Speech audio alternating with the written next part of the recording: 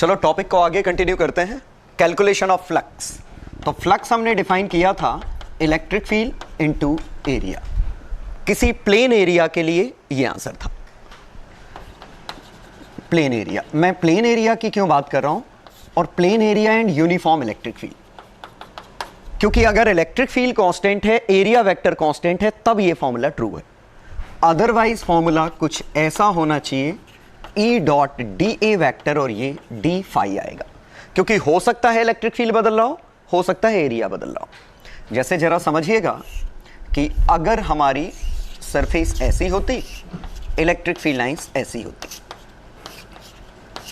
तो फ्लक्स कितना आता, तो इसका एरिया वेक्टर इधर है, ये एंगल थीटा है, E into pi are square into cos theta ये आता। ठीक है, लेकिन अब सोचिए कि सरफेस अगर ऐसी होती, इलेक्ट्रिक फील्ड भले ही यूनिफॉर्म है, सरफेस ऐसा है तो एरिया वेक्टर वेरिएबल है। तो वेरिएबल है तो अलग अलग उसका एरिया वेक्टर अलग अलग है, तो आप डायरेक्ट नहीं निकाल सकते बिना इंटीग्रेशन के। जुगाड़ से भले निकाल लो, लेकिन इस फॉर्मूले ये फॉर्मूला तो एटलीस्ट डायरेक्ट नहीं लगेगा। ठीक है, या हो सकता है इलेक्ट्रिक फील्ड खुद ही बदल रहा हो, जैसे ये पॉइंट चार्ज होता और डिस्क पे हमें फ्लक्स निकालना होता, तो देखिए इस तरह फील्ड लाइन बनती। अब जरा समझिए, एक तो इलेक्ट्रिक फील्ड का एंगल वेरिएबल है थ्रू आउट, मैग्नीट्यूड भी वेरिएबल है, मतलब इंटीग्रेशन लगेगा। तो फिलहाल हम इसमें शुरुआत करेंगे आसान से केस से, जब इलेक्ट्रिक फील्ड यूनिफॉर्म है। तो पहला केस, जब इलेक्ट्रिक फील्ड यूनिफॉर्म है तब फ्लक्स कितना आता। तो जरा समझिए, इलेक्ट्रिक फील्ड यूनिफॉर्म है, हमें पता नहीं एरिया वेक्टर कैसा है, ऐसे लिख सकते हैं। अब मैं डी फाई चूंकि स्केलर है डायरेक्ट इंटीग्रेट कर सकता हूं, ई कॉमन ले लूं, डी ए का इंटीग्रेशन। ई कॉमन क्यों निकाल पाया, क्योंकि ये वेक्टर है और वेक्टर मैग्नीट्यूड और डायरेक्शन में कांस्टेंट है, E vector can be taken as common. ऐसे समझिए, ए वेक्टर होता dot B plus A dot C, तो ए वेक्टर हम कॉमन निकाल सकते हैं, कांस्टेंट वेक्टर डॉट में कॉमन निकल आता है। तो आंसर आया ई वेक्टर डॉट डीए का इंटीग्रेशन। अब ये डीए का इंटीग्रेशन क्या है ये हम समझ लेते हैं। तो देखिएगा, शुरुआत उसी से करता हूं जो मैंने आपको पहले बताया था। इसमें एक लॉजिक से तो हमने ये कहा था कि इस पूरे का आंसर वही होगा जो इस सर्कल का आंसर होगा, ए इंटू पाई आर स्क्वायर। या आप इसी को कैसे सोचें, इसका ए वेक्टर डी ए वेक्टर इधर है, इसका डी ए वेक्टर इधर है,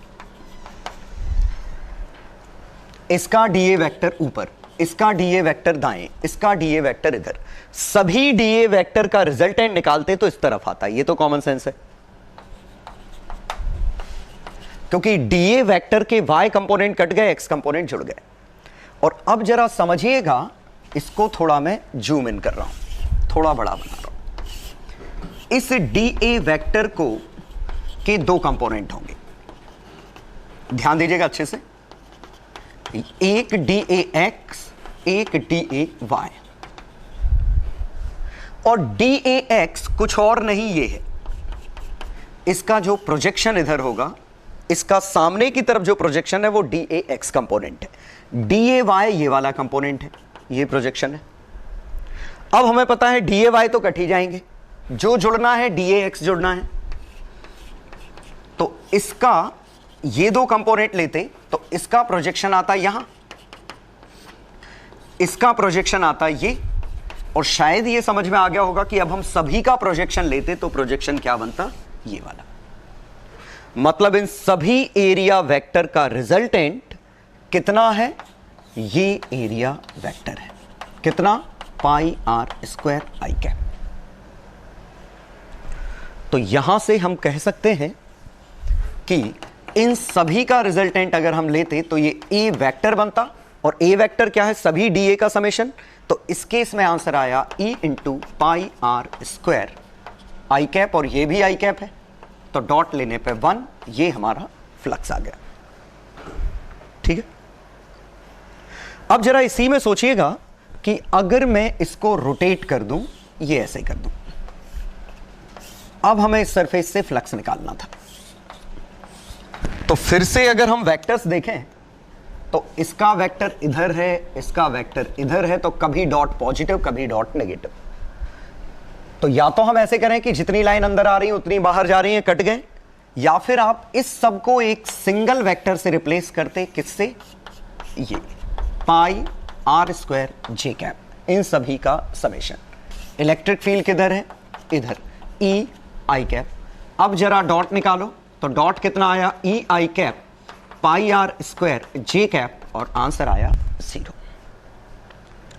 ठीक है।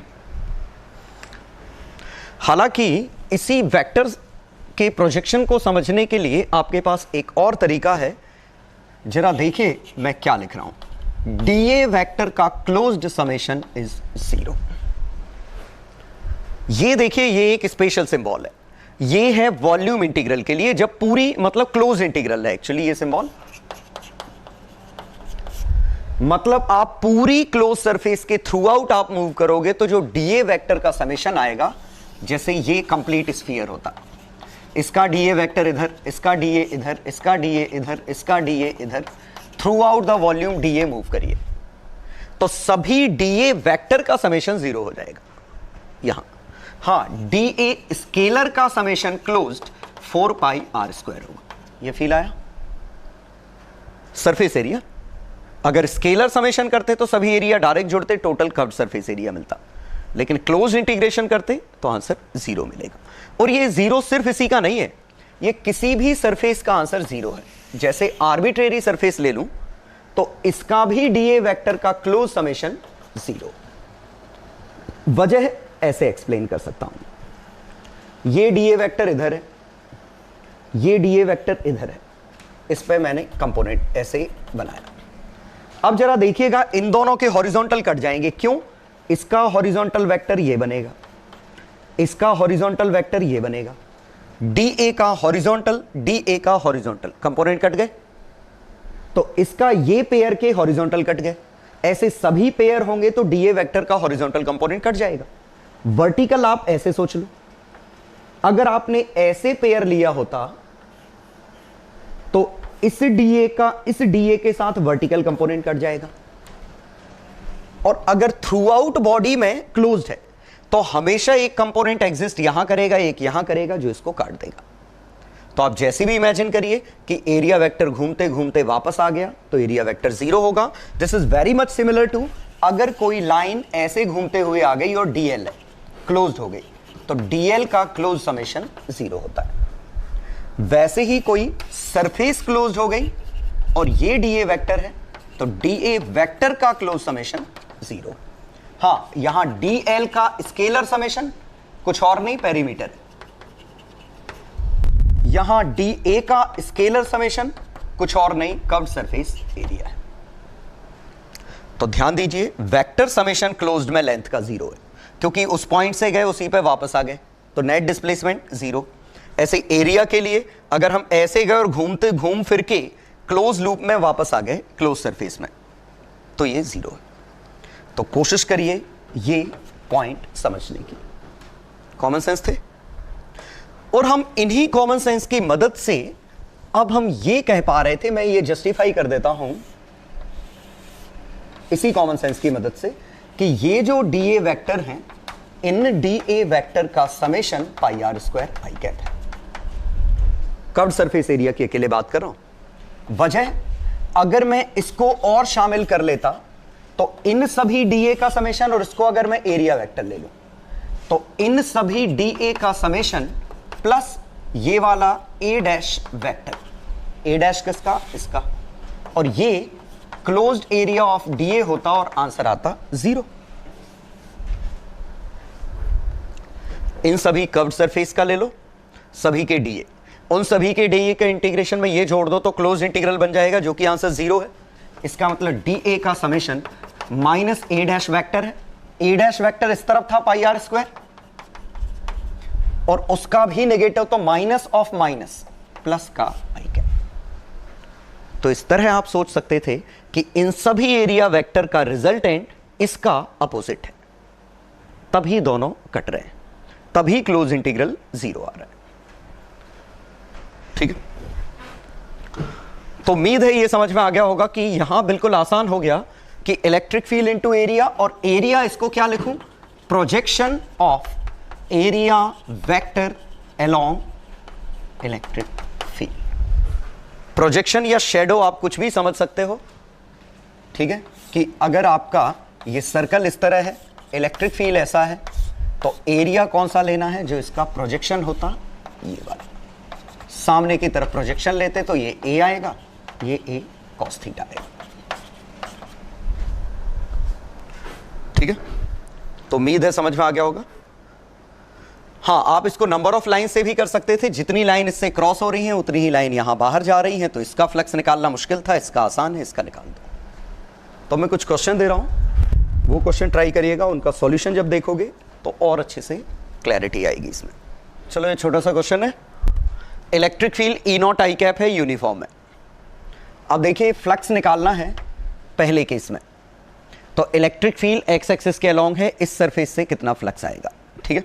सेकंड में इस सरफेस से कितना फ्लक्स आएगा, ओपन सरफेस है, ये भी ओपन, ये सेमी सिलिंड्रिकल शेल है, ये हॉलो स्फेरिकल शेल है, ये ट्रायंगल है, और वर्टाइसिस ए डिस्टेंस ए डिस्टेंस ए डिस्टेंस एक ट्रायंगल है, इस ट्रायंगल से उसकी वजह से फ्लक्स निकालना है, ठीक है। डी पार्ट में ये एक फ्रस्टम है, फ्रस्टम की रेडियस मैंने दी नहीं, दे देता हूं, ये R1 है, ये R2, ये लेंथ L है। एक्स एक्सिस के अलोंग फ्रस्टम है, फ्रस्टम की एक्सिस एक्स एक्सिस है, और ये YZ प्लेन के पैरेलल हैं दोनों सरफेसेस, R1 R2 रेडियस है। अब फ्लक्स निकालना है अगर टोटल सिस्टम से, flux if both sides open, दोनों ओपन है तो क्या आएगा, दोनों क्लोज्ड है तो क्या आएगा, लेफ्ट क्लोज राइट ओपन है तो क्या आएगा, राइट क्लोज लेफ्ट ओपन है तो क्या आएगा। ई पार्ट में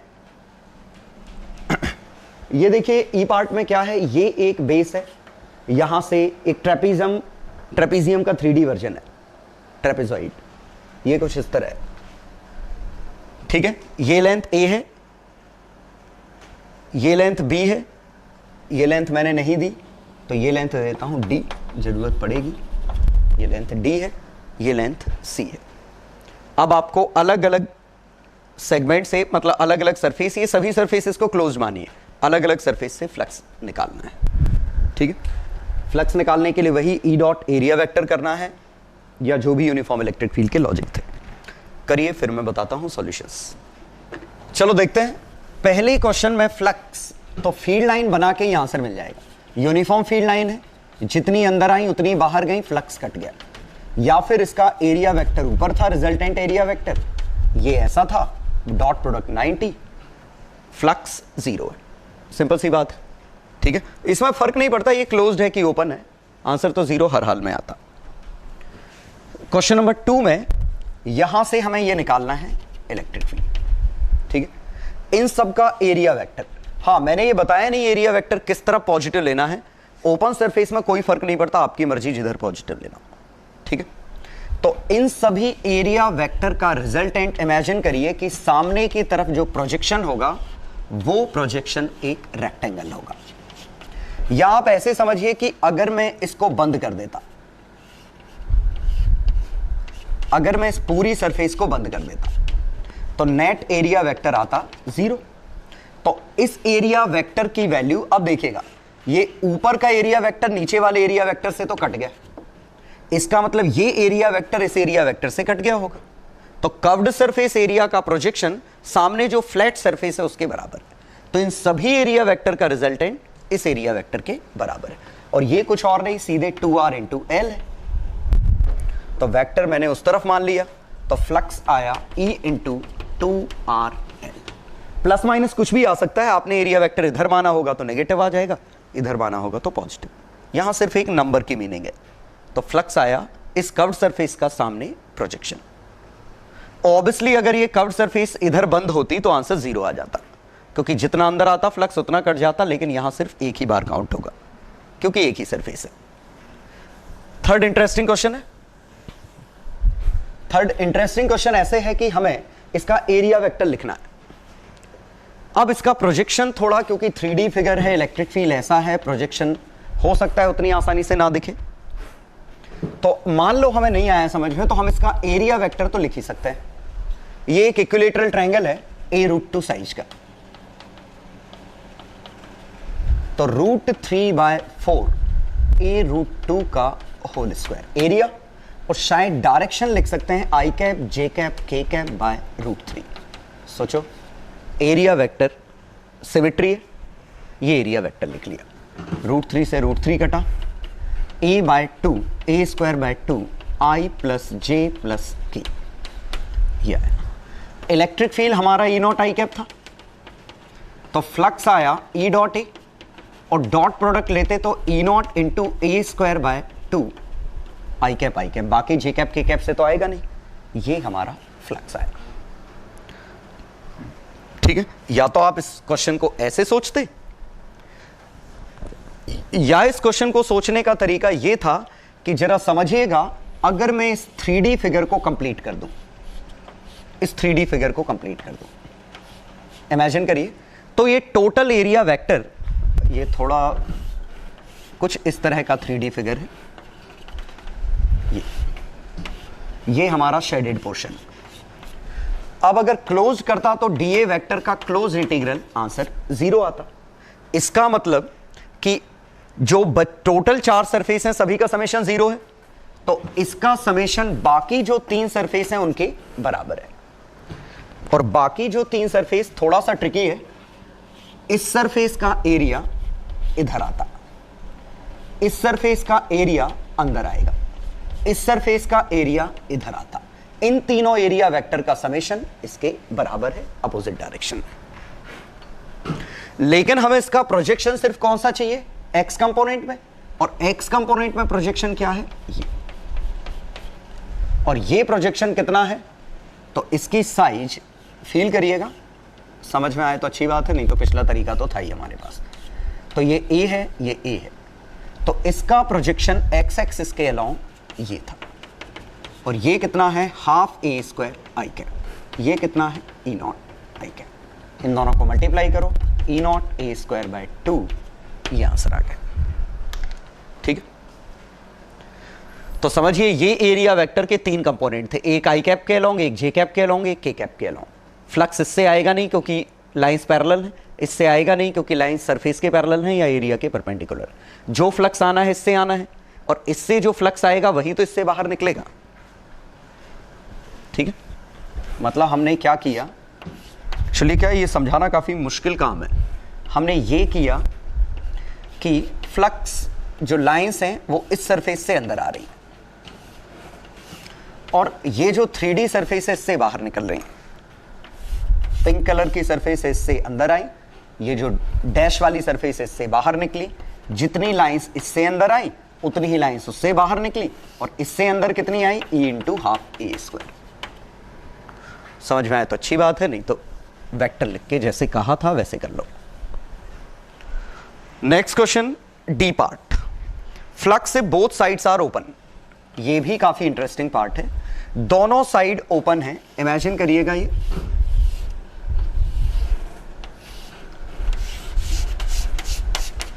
लाइंस ऐसी हैं। अब मुझे ये पता करना है कि आखिरकार इससे लाइंस कितनी अंदर आई। मतलब या तो हम इसका एरिया वेक्टर का रिजल्टेंट लें या देख लें लाइंस कितनी अंदर आ रही हैं। अब इमेजिन करिए, हर वो लाइन जो इधर से अंदर आई वो ऐसे बनती। ये लाइन यहां से आई, ये लाइन यहां से आई, निकल गई, ये लाइन यहां से आई, निकल गई। अब जरा समझिएगा, ये जो इस हॉलो पार्ट से आई हैं, ये हॉलो पार्ट से ही निकली हैं। ना यहां कोई सरफेस है ना यहां कोई सरफेस है, तो ना तो ये फ्लक्स इनमें काउंट होगा ना ये फ्लक्स आउट में काउंट होगा। लेकिन जरा समझिए, जो यहां से आई ये तो सरफेस थी ना, तो यहां से जो अंदर आई वो तो काउंट करोगे क्योंकि ये तो सरफेस है।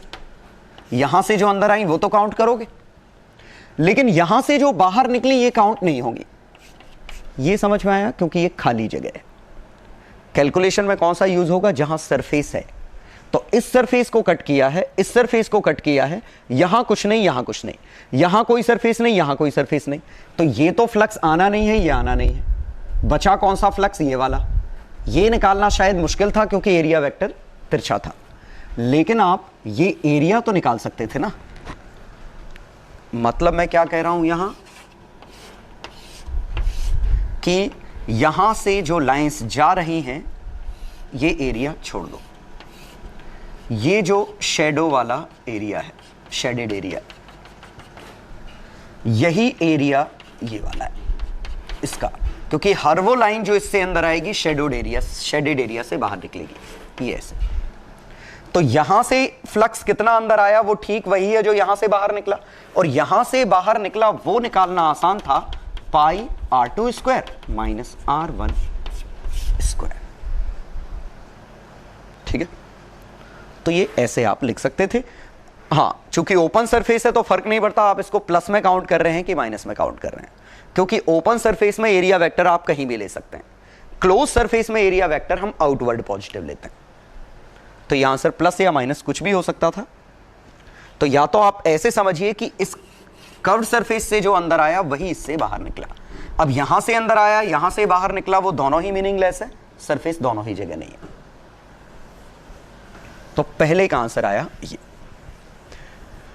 हालांकि आप एक और तरीके से सोच सकते थे, अगर ये टोटल क्लोज्ड होता तो ये एरिया वेक्टर, ये A1, ये A2, ये A3, A2 मतलब कंबाइंड है, तो A1 vector plus A2 vector plus A3 vector पक्का 0 निकलता। हमें चाहिए A2 वेक्टर, तो A2 वेक्टर कितना मिलता, A3 vector minus A1 vector, ये A2 वेक्टर मिलता A3 और A1 का जो रिजल्टेंट आया उसका नेगेटिव। अब जरा सोचिए इन दो वेक्टर का समेशन क्या है, चूंकि ये अपोजिट है तो ये वेक्टर उठा के यहां रखूं तो इन दोनों के समेशन में ये वाला पार्ट हॉलो हो जाएगा, तो ये कुछ और नहीं पाई r2 square minus pi r1 square था। तो ये जो एरिया वेक्टर है इन सभी वेक्टर का समेशन इस वाले पार्ट के बराबर है। ठीक है, तो कोशिश करिए अपने तरीके से लॉजिक बनाइए। तो E टाइम्स पाई r2 square minus r1 square. अब अगर दोनों सरफेसेस क्लोज होती तो मतलब सरफेस यहां भी है, सरफेस यहां भी है, सरफेस यहां भी है, तो जो लाइन यहां से अंदर आई वो यहां से बाहर निकली, 2 बार काउंट होगा।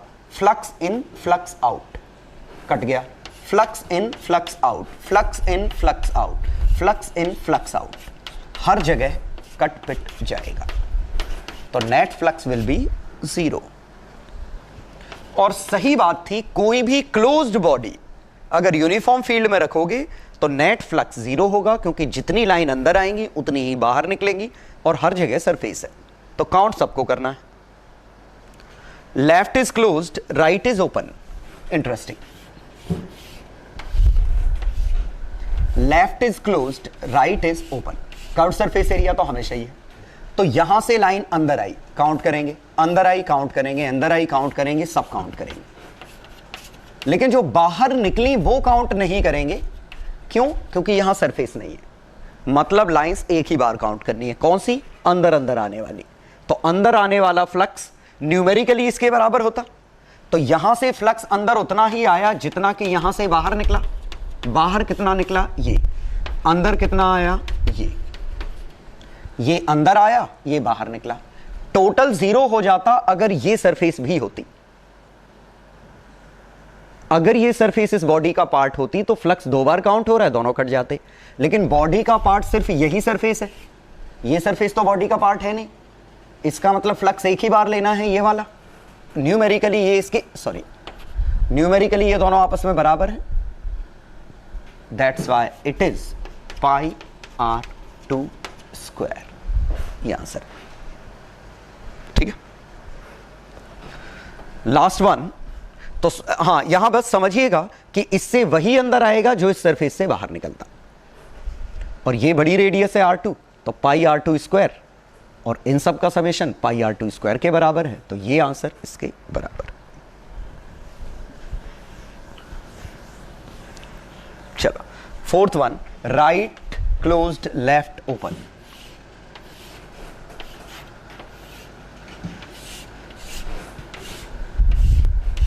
वंस अगेन मैं प्लस माइनस साइन नहीं लगा रहा हूं, क्योंकि ओपन सरफेस है, आपकी मर्जी एरिया वेक्टर कहां लेना है।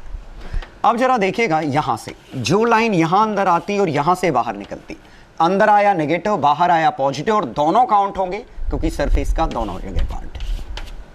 इसका मतलब ये फ्लक्स तो कटी गए। अब फ्लक्स कितना आया, यहां से लाइन अंदर आई, यहां से लाइन अंदर, यहां से लाइन अंदर, यहां से बाहर, यहां से बाहर। ये दोनों इक्वल एंड अपोजिट है, लेकिन ये काउंट नहीं होगा क्योंकि हॉलो है। काउंट क्या होगा, सिर्फ ये। तो फ्लक्स कितना आया, ये वाला पार्ट कितना, E into pi R1 square. चाहे तो इसी को समझने का बहुत ही अच्छा तरीका होता कि हम, हालांकि थोड़ा सा मिसलीडिंग भी हो सकता है, लेकिन हम ऐसे समझ सकते हैं कि अगर कोई कंटेनर ऐसा होता, यहां क्लोज्ड है, यहां क्लोज्ड है, यहां क्लोज्ड है, ये पानी गिरा, तो वाटर रिसीव्ड कितना है, वाटर रिसीव्ड पर सेकेंड वॉल्यूम, तो ये आता पाई R2 स्क्वायर इंटू इंटेंसिटी। सोचो R2 कौन सा, पानी तो यही रिसीव कर रहा है। लेकिन जरा सोचिए अगर ये ऐसा होता और नीचे क्लोज्ड होता, ये ऐसा होता, अब वाटर रिसीव्ड, तो intensity into pi R1 square, यही आता। इसी को अगर मुंह बंद कर दो इसका, ये भी मुंह बंद है, ये भी मुंह बंद है, अगर सभी मुंह बंद हैं तो इंटेंसिटी वाटर रिसीव्ड कितना आएगा, 0। बस लास्ट वाला इसमें ये थोड़ा सा आपको कंफ्यूज कर सकता है, क्योंकि वाटर रिसीव्ड की एनालॉजी में जैसे ये ऐसा था, ये ओपन है, ये ओपन है, तो प्रैक्टिकली अगर पानी यहां गिरेगा तो हम ये कहेंगे कि वाटर रिसीव्ड, कि पानी जितना गिरेगा उतना बाहर निकल जाएगा, हम यही तो कहेंगे। प्रैक्टिकली ऐसा लगता है कि पानी अब भी एक छोटा सा भी होल होगा तो पानी इकट्ठा नहीं होगा, इसीलिए वो एनालॉजी पूरी तरह से सही नहीं है। वो सही ना होने की वजह भी मैं समझा दे रहा हूं। दरअसल इस एरिया से वेलोसिटी v से पानी आया, इस एरिया में v से ही बाहर निकला, तो पाई R2 स्क्वायर इंटू v पानी अंदर आया, पाई R1 स्क्वायर इंटू v बाहर निकला, नेट पानी अंदर आया R2 square minus R1 square into velocity या इंटेंसिटी, ये आता। लेकिन प्रैक्टिकली क्या होता है कि अगर ऐसा है तो ये v और v बराबर नहीं होते। दरअसल ये वेलोसिटी बढ़ जाती है, और अगर वेलोसिटी बढ़ गई तो फिर तो ये इलेक्ट्रिक फील्ड नॉन यूनिफॉर्म हो गया। ठीक है, तो प्रैक्टिकली क्या लगता है कि पानी इसमें इकट्ठा नहीं हो सकता, और सही बात है, क्यों नहीं होता, क्योंकि A1 V1 A2 V2 बराबर होते हैं, वेलोसिटी यूनिफॉर्म नहीं हो पाती। लेकिन यहां पे एक तरह से हाइपोथेटिकल केस है कि अगर वेलोसिटी जो इधर है वही इधर होती तो एरिया कम हो गया, तो पक्का इसके अंदर पानी इकट्ठा हो रहा है। ठीक है, तो इस सिंक की तरह काम कर रहा है। तो एनालॉजीज कई बार दिक्कत वाली बात होती है, तो आपको उनकी रिस्ट्रिक्शन समझ में आनी चाहिए कि अगर आप एनालॉजी ले रहे हो तो कैसे ट्रीट करना है उसको। इलेक्ट्रिक फील्ड ऐसा आया, इस बार ये क्लोज सरफेस है तो हम एरिया वेक्टर डिफाइन कर देते हैं। सॉरी, ये तिरछा था।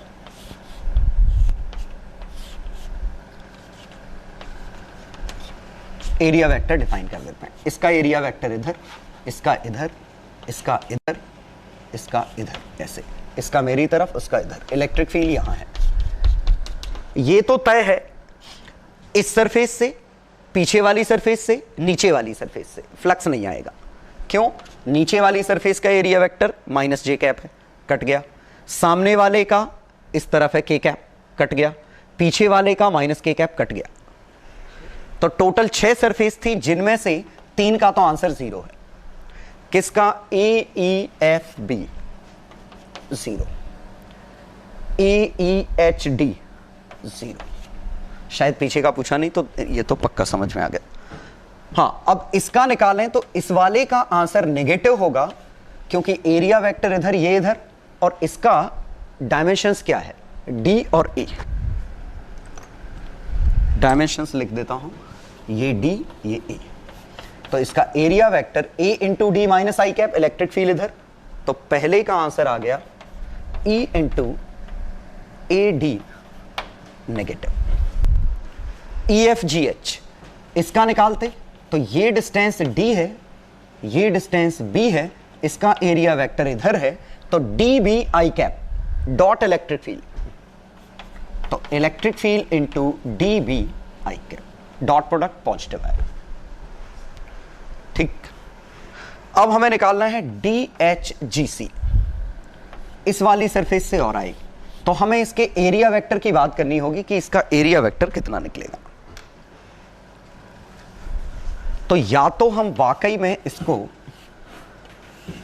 अच्छे से सोचें कि ये एरिया वेक्टर लिखना था, ये एंगल हमारा अगर थीटा होता, ठीक है, तो ये लेंथ कैपिटल L, ये कितना है D, तो इसका area L into D, electric field इधर, ठीक है, और ये एंगल भी थीटा।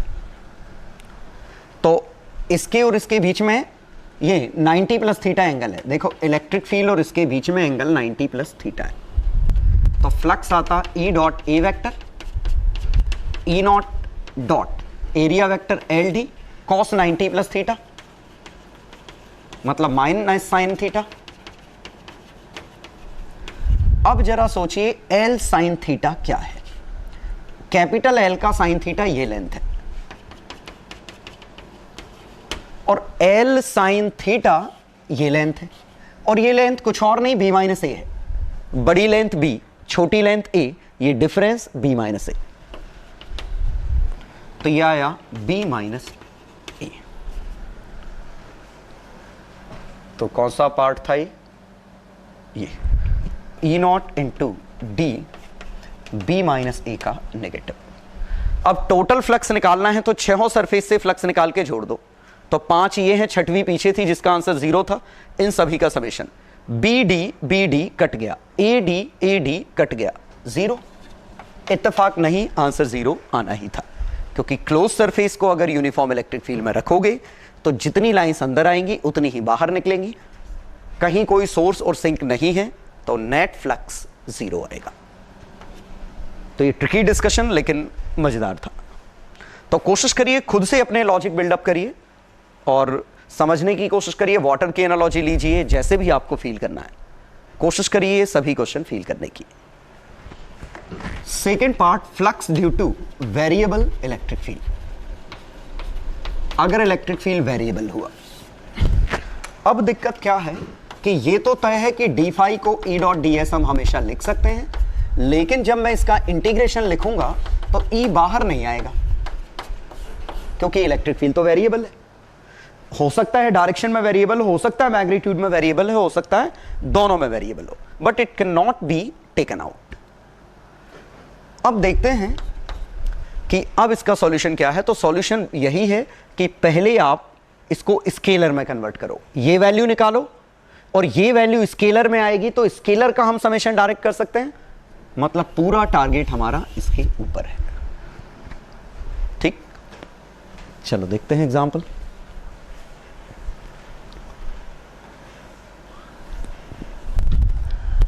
अब वेरिएबल इलेक्ट्रिक फील्ड देने के तरीके या तो आई कैप, जे कैप, के कैप में होंगे या आर वेक्टर के टर्म में दिया होगा। तो मैं दोनों ही एग्जांपल ले लेता हूं। से E दिया होता E नॉट एक्स आई कैप प्लस वाई जे कैप। फाइंड फ्लक्स थ्रू, पहली सरफेस हमारी है x y z a B.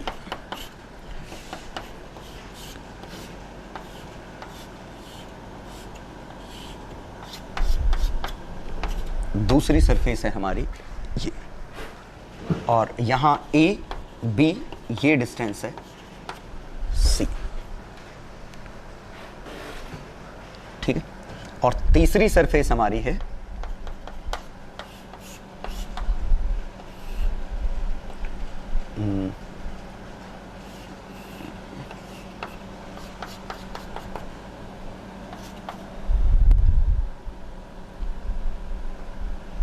ठीक, तीसरी सरफेस हमारी कुछ इस तरह। ये प्रॉपर बना नहीं है,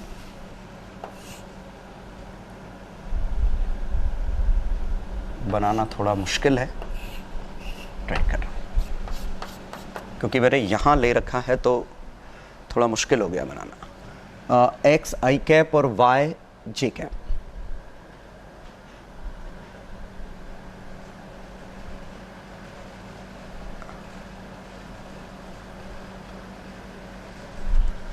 इस प्लेन में ले लिया, ये मुझे इस प्लेन में ले लूँ एक्स आई कैप वाई जे कैप, तो इंटीग्रेशन तो फिर भी नहीं कर पाऊंगा।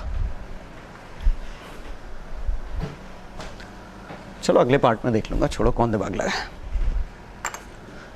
हाँ तो पहले आसान सा देखते हैं, ये ई नॉट एक्स आई कैप वाई जे कैप। बड़ी अच्छी बात है कि इलेक्ट्रिक फील्ड वेक्टर न्यूमरेटर में है, तो आप इसका आंसर निकालने के लिए अगर इलेक्ट्रिक फील्ड के एक्स कंपोनेंट अलग है, वाई कंपोनेंट अलग है, डॉट डी एस ये सेपरेट कर सकते हो। एक्स का अलग निकाल लो, वाई का अलग निकाल लो। ये अच्छी बात है कि हम इसको वेक्टर को सेपरेट कर सकते हैं। अब देखते हैं पहले पार्ट में कि आंसर क्या आएगा। एरिया वेक्टर हमारा ये x है, ये y है। एरिया वेक्टर हमारा फिक्स है ए बी। हमारी मर्जी किसी तरफ लेना है तो मैं प्लस के कैप ले लेता हूं, ऊपर की तरफ मैंने ले लिया, प्लस के माइनस के कुछ भी लो, कोई फर्क नहीं पड़ रहा है। अब देखें ई नॉट का एक कंपोनेंट है एक्स आई कैप, एक कंपोनेंट है वाई जे कैप। अब जरा समझते हैं ये वेक्टर फील्ड कैसी होती, आई कैप में है। आई कैप में मतलब ये वेक्टर फील्ड कुछ ऐसी होती। सोचो क्या ये वेक्टर फील्ड इसके साथ फ्लक्स पैदा कर पाएगी? Answer is no. I cap और के कैप परपेंडिकुलर है, या ये वेक्टर फील्ड इस सरफेस के पैरेलल है, एरिया के परपेंडिकुलर है, तो इसका तो फ्लक्स आया नहीं, सॉल्व करना ही नहीं पड़ा। अब जरा देखते हैं इसका आएगा कि नहीं, तो ये भी नहीं आना है क्योंकि जे और के का डॉट जीरो है, तो ये भी फील्ड वेक्टर फील्ड ऐसी होती, तो ये भी नहीं करना पड़ा हमें। ठीक है, तो बड़ी अच्छी बात है, पहले पार्ट में तो फ्लक्स जीरो निकल आया।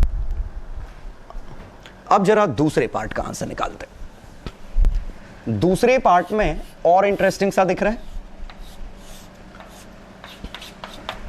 इसमें भी हमें इंटीग्रेशन करना नहीं पड़ेगा। क्यों? एक इलेक्ट्रिक फील्ड हमारा ई नॉट वाई जे कैप है, ये ऊपर की तरफ है, इसका एरिया वेक्टर दाएं तरफ है ए बी आई कैप, तो जे कैप का तो रोल आना नहीं है, जो रोल आएगा वो आई कैप का आएगा, ई नॉट एक्स आई कैप का रोल आएगा।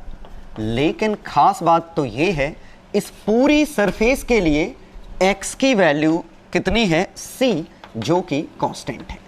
इमेजिन करिए इस पूरी सरफेस के दौरान एक्स तो बदला ही नहीं, सबका एक्स कोऑर्डिनेट सेम है, ये एक्स एक्सिस ही तो थी, तो x को c से रिप्लेस कर लूं तो ये इलेक्ट्रिक फील्ड कुछ और नहीं, ई नॉट सी कांस्टेंट फील्ड आ गई,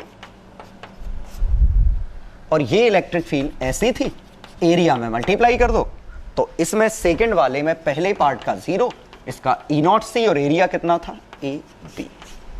ये आंसर आ गया। ठीक है, बिल्कुल इंटीग्रेशन करना पड़ जाता अगर मैंने इसी में इलेक्ट्रिक फील्ड लिया होता E nought into Y I cap plus X J cap, और सरफेस ले ली होती जैसी बनी है बी पार्ट में, वही सी ए बी। अब सोचिए यहां में करना पड़ेगा कैसे, अभी समझ में आ जाएगा। एरिया वेक्टर है ए बी आई कैप, इसका डॉट इसके साथ भले ना आए, इसके साथ तो डॉट आएगा, तो अगर आप फ्लक्स निकालते तो फ्लक्स आता ई नॉट वाई ए बी, ये इसका डॉट लो, लेकिन थ्रू आउट वाई तो वेरिएबल है, अलग अलग जगह वाई अलग अलग है क्योंकि यही वाई एक्सिस है, तो यही लिखते तो समझ में आ जाता है ये वाई क्या ले, वाई तो अलग अलग जगह बदल रहा है, तो हमें इंटीग्रेट करना पड़ेगा। और इंटीग्रेट कैसे करेंगे? दिक्कत क्या है, वाई बदल रहा है, और इसमें हमेशा problem is itself a solution, क्योंकि जो बदल रहा है हम उसी को कांस्टेंट ले लेते हैं। तो यहां से हमने y पे ये स्ट्रिप ली dy की, इसका एरिया लिया, इसका एरिया कितना है? ये लेंथ a है, a into dy I cap. इसके लिए तो इलेक्ट्रिक फील्ड कांस्टेंट ले सकता हूं, तो इसके लिए फ्लक्स आएगा इलेक्ट्रिक फील्ड कौन सा? ई नॉट वाई वाला, सिर्फ इसका ही रोल है, ए डी वाई। ये तो आया, अब तो इंटीग्रेट कर सकता हूं, और y कहां से चालू हुआ? जीरो से b, जीरो से b, E naught a, y का इंटीग्रेशन वाई स्क्वायर बाय 2, 0 से b E naught a b square by 2, ये हमारा फ्लक्स आया। तो उम्मीद है आपको समझ में आ गया होगा कि किस तरह लेना है। पहले आप देखिए कि किस कंपोनेंट की वजह से फ्लक्स आ रहा है, फिर आप देखिए क्या वो फ्लक्स डायरेक्ट निकल रहा है, क्या इलेक्ट्रिक फील्ड उसके लिए कांस्टेंट है तो अच्छी बात है, नहीं है तो वो एलिमेंट लीजिए जिसके लिए इलेक्ट्रिक फील्ड कांस्टेंट हो और फिर फ्लक्स निकालिए। एग्जांपल 2, एग्जांपल 1 में हमारा एरिया वेक्टर कांस्टेंट निकला था, हो सकता है एरिया वेक्टर भी वेरिएबल हो। तो जैसे अगर मैंने लिखा ई नॉट एक्स आई कैप,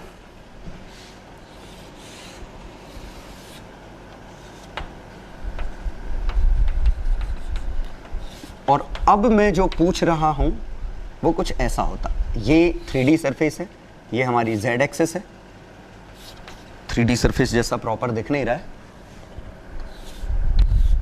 अब ठीक है, ये हमारी z एक्सिस है, मतलब हेमीस्फीयर है, hemispherical shell x y z, ये कुछ ऐसा है। अब हमें इससे फ्लक्स निकालना है और इसकी रेडियस r है और ये क्लोज्ड शेल है, मतलब बंद है, ठीक है। तो आप इस फिगर को चाहें तो ऐसे भी सोच सकते हैं कि इसके दो कंपोनेंट थे, ये हमारा x है, ये हमारा y है, ये हमारा z है, इलेक्ट्रिक फील्ड इस तरफ है, लेकिन दिक्कत है इलेक्ट्रिक फील्ड का कंपोनेंट कांस्टेंट नहीं है, वेरिएबल है। तो आप ऐसे सोच लो, ये ज़्यादा अच्छा फिगर दिख रहा है। ये भी मैं कर रहा हूं, अगला आपको दूंगा क्वेश्चन, और ये नीचे से भी क्लोज्ड है। अब देखिए कॉमन मिस्टेक जनरली ये होती है कि सरफेस क्लोज्ड है तो फ्लक्स जीरो होगा, जितनी लाइन नीचे से आएंगी उतनी बाहर ऊपर से निकलेंगी, कट जाएगा। लेकिन जरा हम समझते हैं, क्या वाकई में ऐसा है? इलेक्ट्रिक फील्ड लाइंस ऐसी हैं, ऊपर जाने पे ताकतवर हो रही हैं, यहां नीचे कमजोर है, ये ऐसा है, नीचे कमजोर है ऊपर ताकतवर हो रही हैं, तो जितनी लाइन यहां है उससे कहीं ज्यादा यहां है। क्यों? एरिया इनटू वेलोसिटी की तरह सोचो, एरिया और प्रोजेक्शन भले ही सेम हो लेकिन यहां वेलोसिटी मोर है, ये यूनिफॉर्म इलेक्ट्रिक फील्ड नहीं है, तो क्लोज सरफेस से फ्लक्स जीरो होगा, भूल जाओ। अब ऐसा नहीं है, हो भी सकता है, नहीं भी हो सकता है, अब कोई ऐसी गारंटी नहीं, ठीक है। तो अब हम देखते हैं कि दोनों से फ्लक्स निकालना है, और इसमें शायद ये समझ में आ गया होगा, इस सरफेस से फ्लक्स निकालने की एक्चुअली जरूरत है नहीं। क्यों? ये सरफेस हमारी YZ प्लेन में है, मतलब इसका x कोऑर्डिनेट 0 है, और इस पे इलेक्ट्रिक फील्ड फॉर्मूले के हिसाब से 0 I कैप है, ठीक है। ये y, ये z, इसका मतलब इससे तो फ्लक्स आया ही नहीं, क्योंकि इस पॉइंट पे इलेक्ट्रिक फील्ड ही नहीं था, मतलब लिक्विड अंदर नहीं आ रहा है लेकिन बाहर तो निकल रहा है। अब जब हम इस सरफेस से निकालते तो यहां, अब देखिएगा अलग अलग जगह इलेक्ट्रिक फील्ड, जैसे यहां कमजोर था, यहां ताकतवर है, यहां और ताकतवर है, तो अलग अलग जगह इलेक्ट्रिक फील्ड अलग अलग है, तो डायरेक्ट तो नहीं हो रहा है। तो हमें इसमें मजबूरी है कि ना तो प्रोजेक्शन कर सकते हैं ना कुछ, आपको कंपोनेंट में तोड़ना ही पड़ेगा। तो हमने क्या किया, अच्छे समझिएगा, ये हमारी x है, इलेक्ट्रिक फील्ड किसके साथ बदल रहा है? x के साथ। अगर ये x ही कांस्टेंट हो जाए तो इलेक्ट्रिक फील्ड नहीं बदलेगा, तो हमने क्या किया, ये x लिया, x पे ही dx लिया। अब तो इस हिस्से के लिए कांस्टेंट है ना, ये मेरा एरिया वेक्टर है। लेकिन अब जरा समझिएगा एरिया वेक्टर की डायरेक्शन क्या है, इधर। इलेक्ट्रिक फील्ड की डायरेक्शन क्या है, इधर। मतलब हमें थीटा इन्वॉल्व करना पड़ेगा, तो क्यों ना मैं इसे थीटा ले लूं, ये थीटा है तो ये भी थीटा है, तो ये 90 माइनस थीटा है,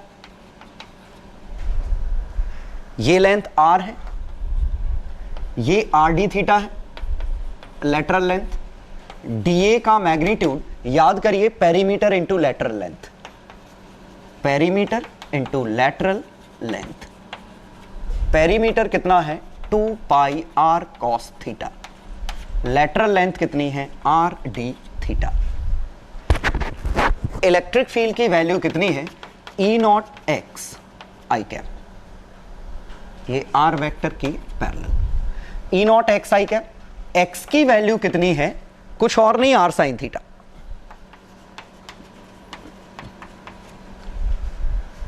आर का साइन थीटा ही एक्स है। अब मैं इस एलिमेंट से निकलने वाला फ्लक्स निकाल पा रहा हूं, तो इस एलिमेंट से निकलने वाला फ्लक्स कितना हुआ? ई डॉट डी ए, ये आया ई डी ए कॉस इनके बीच का एंगल। ई की वैल्यू कितनी है? E nought R sine theta. D A कितना है? Magnitude 2 pi R cos theta R D theta, लेकिन इनके बीच का एंगल है कॉस 90 माइनस थीटा। अब तो ये स्केलर बन गया, ये यहां वेक्टर लिखे थे, अब ये स्केलर लिखा है, तो मैं डी फाई सीधे इंटीग्रेट कर सकता हूं। पहले मैं सुधार लूं इसको, sine theta cos theta, sine theta, sine square theta cos theta D theta, E nought into 2 pi R cube, R cube, ये डी फाई इंटीग्रेट कर दूं तो फाई आ गया E nought 2 pi R cube, sine square theta limit आएगी 0 से 90 degree, तो T square D T 0 से 1/3। ये हमारा फ्लक्स आ गया सॉल्व करने पे। तो उम्मीद है समझ में आया होगा कि ये नॉर्मल इंटीग्रेशन ही है जो पढ़ रहे थे। बस हम क्या कर रहे हैं, वो एलिमेंट ढूंढ रहे हैं जिसके लिए इलेक्ट्रिक फील्ड कांस्टेंट हो, जिसका एरिया वेक्टर हम निकाल पाए। तो पहले हमने उसका एरिया वेक्टर देखा, थ्रू आउट ऐसा है, इलेक्ट्रिक फील्ड ऊपर है, तो यहां भी एरिया वेक्टर बनाते ये इधर आता, इलेक्ट्रिक फील्ड इधर आता, एंगल तो 90 माइनस थीटा कांस्टेंट रहता। तो इस एलिमेंट के लिए एंगल कांस्टेंट है, इलेक्ट्रिक फील्ड कांस्टेंट है, डीए वेक्टर निकल आया, फ्लक्स निकल आया। चूंकि स्केलर है सीधे इंटीग्रेट हो जाएगा। ठीक है, तो कुछ क्वेश्चन दे रहा हूं, करिएगा। एक मिनट, एक और एग्जांपल ले लेता हूं जिसमें मैं रेडियल वेक्टर और दिखा सकूं। मान लीजिए इलेक्ट्रिक फील्ड होता ये a by are square r unit vector, ये इलेक्ट्रिक फील्ड है। ठीक है, find flux through, interesting question है। ये एक सरफेस है, ये x है, ये y है, ये z, ओरिजिन यहां है, ये सरफेस कुछ इस तरह है, इसकी हाइट h है, ये रेडियस r है। ठीक है,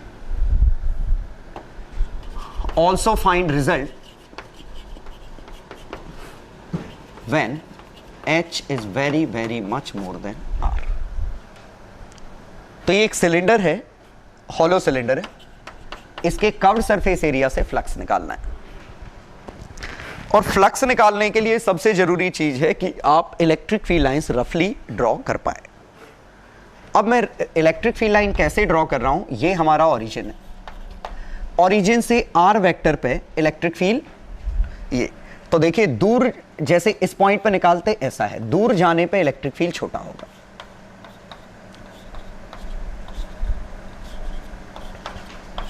ये कुछ फील्ड लाइंस ऐसी रही होंगी रेडियली आउटवर्ड, और शायद समझ में आ रहा हो ये पॉइंट चार्ज की लाइंस हैं, कुछ और नहीं है। अब मैं यहां पे बनाता हूं कि आखिरकार यहां इसकी फील्ड लाइन कैसी होंगी। तो यहां पे आर वेक्टर इधर है, वेक्टर ये आएगा, यहां पे आर वेक्टर इधर है, वेक्टर थोड़ा छोटा, यहां आर वेक्टर इधर और छोटा, आर वेक्टर इधर, इधर, इधर,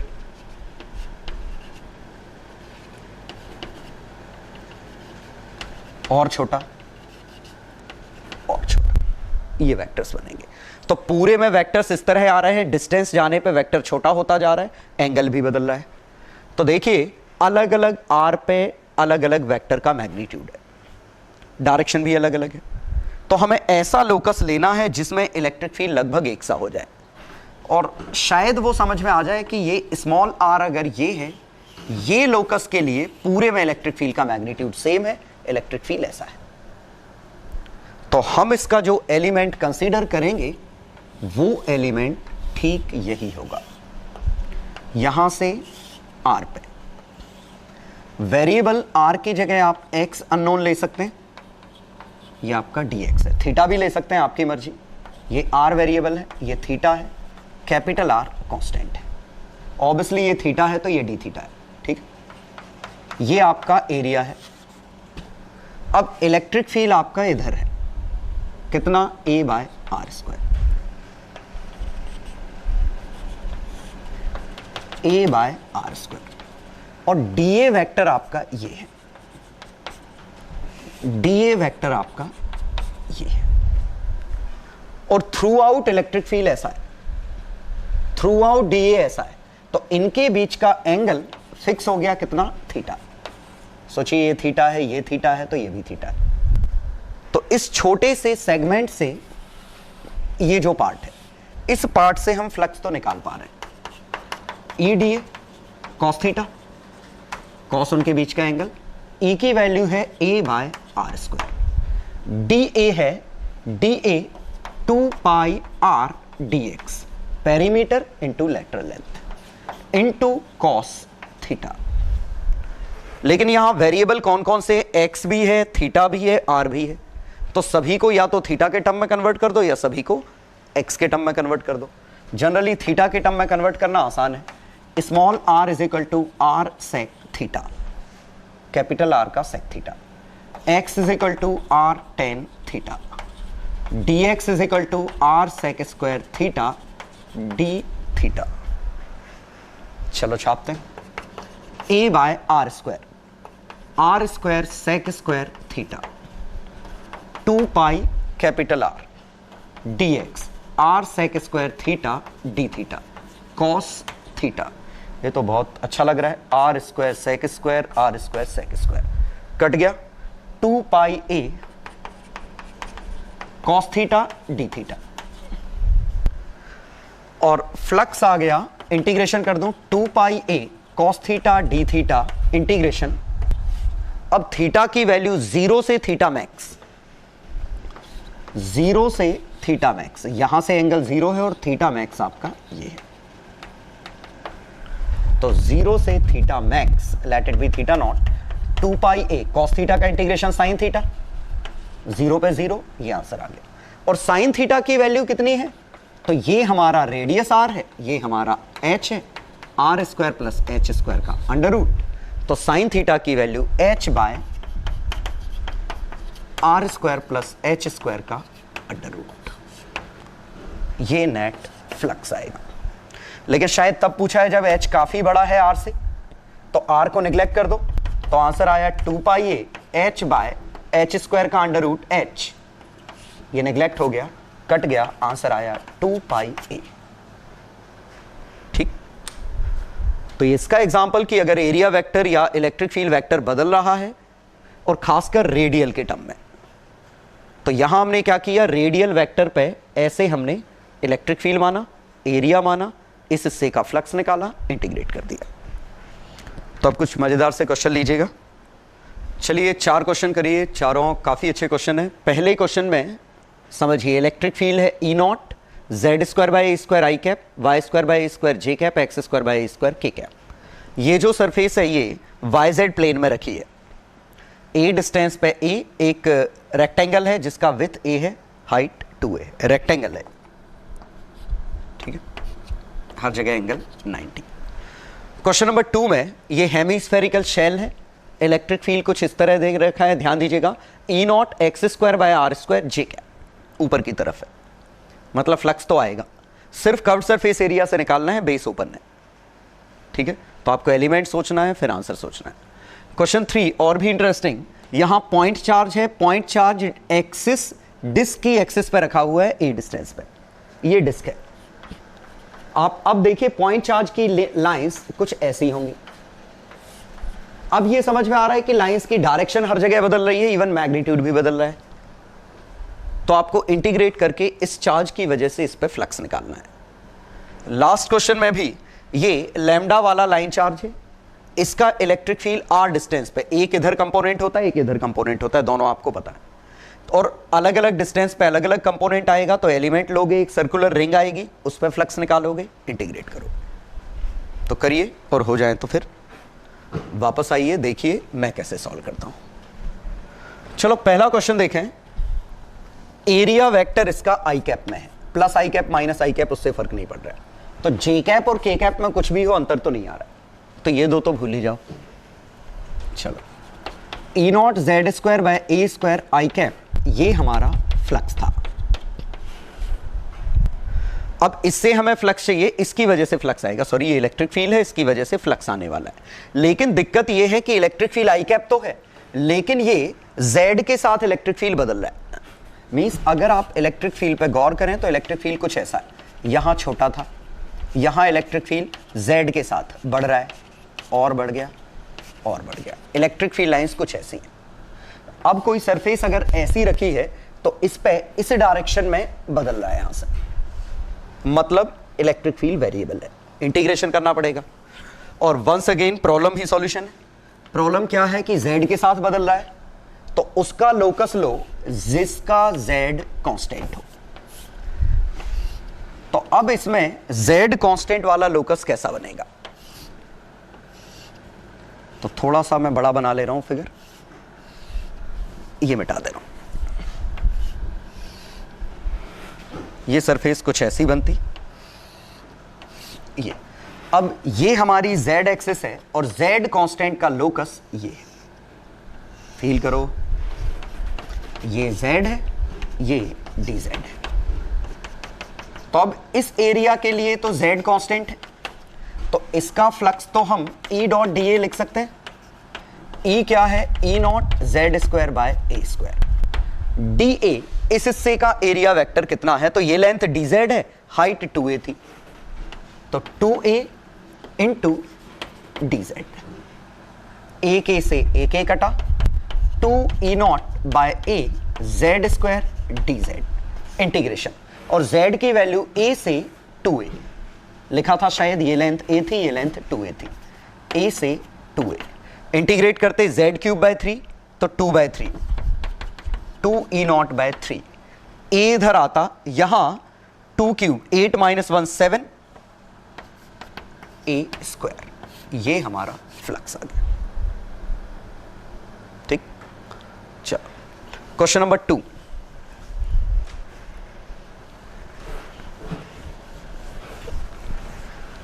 क्वेश्चन 2 में इलेक्ट्रिक फील्ड x के साथ बदल रहा है, तो जरा इलेक्ट्रिक फील्ड देखिए कैसा है कि x के साथ बदल रहा है। यहां है जे कैप में, लेकिन x कोऑर्डिनेट, हाँ x के स्क्वायर के साथ बदल रहा है,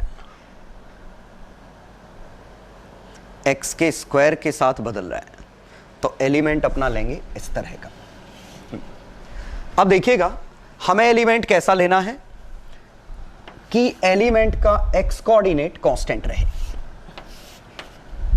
अब जरा समझिएगा, x कोऑर्डिनेट कांस्टेंट रहने वाला एलिमेंट ये होगा। सोचिए, इस पूरे के लिए x कोऑर्डिनेट सेम है, मतलब कैसा, ये। अब x कोऑर्डिनेट सेम है तो इलेक्ट्रिक फील्ड यूनिफॉर्म है। तो अब हम इसमें बनाते हैं, तो ये थोड़ा सा गंदा हो गया, लेकिन अब क्या कर सकते हैं,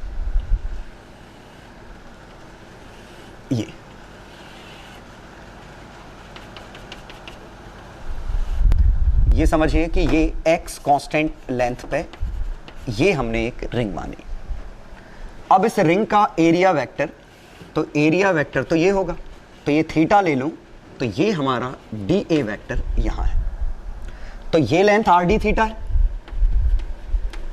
हाइट इसकी आर साइन थीटा है, तो इसका D A perimeter into curve surface area, perimeter है pi are sine theta, pi are sine theta इतनी length into R D theta.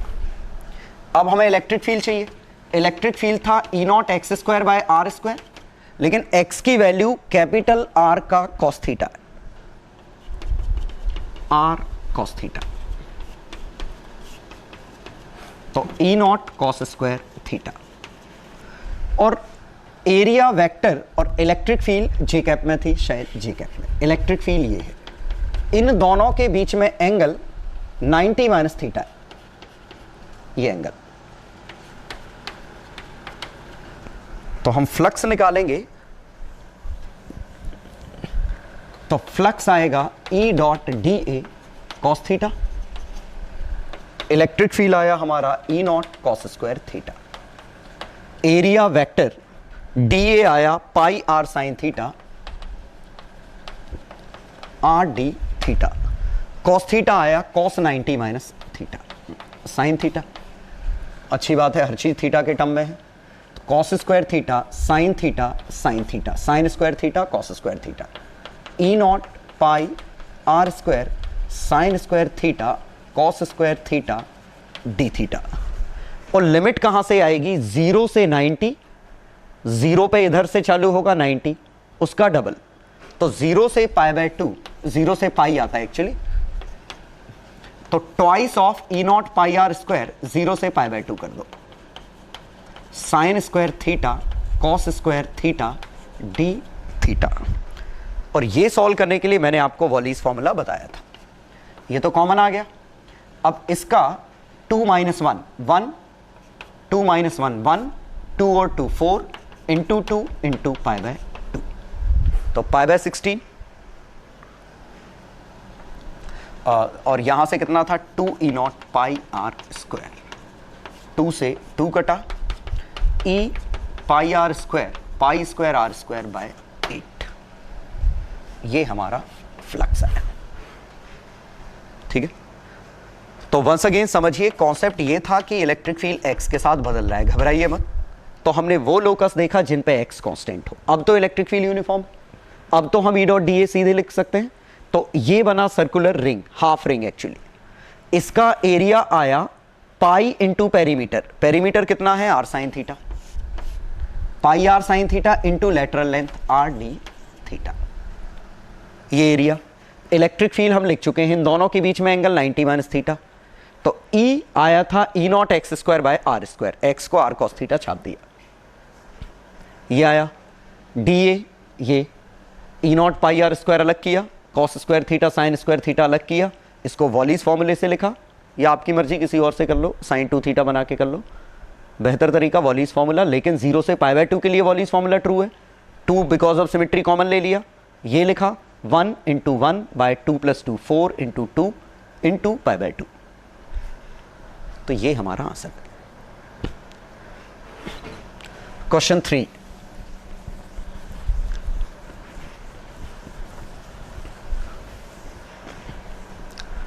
Question 3 और भी सही दिख रहा है क्वेश्चन। यहां हमें पॉइंट चार्ज की वजह से निकालना है, तो इसकी फील्ड लाइन बनती कुछ ऐसी, ऐसी, इस तरह, और ये फील्ड लाइन और छोटी और छोटी, बीच में बड़ी फील्ड लाइन है, मतलब फील्ड लाइन तो बदल रही है। तो हमें ऐसा लोकस लेना है जहां हम फ्लक्स निकाल सकें। तो अगर मैं इस पे एक रिंग मान लूं, तो इस रिंग पे इलेक्ट्रिक फील्ड का मैग्नीट्यूड कांस्टेंट है, तो हम बिल्कुल यही ले रहे हैं, थोड़ा बड़ा फिगर बना रहा हूं, ये। अब मैं यहां रिंग बनाता हूं,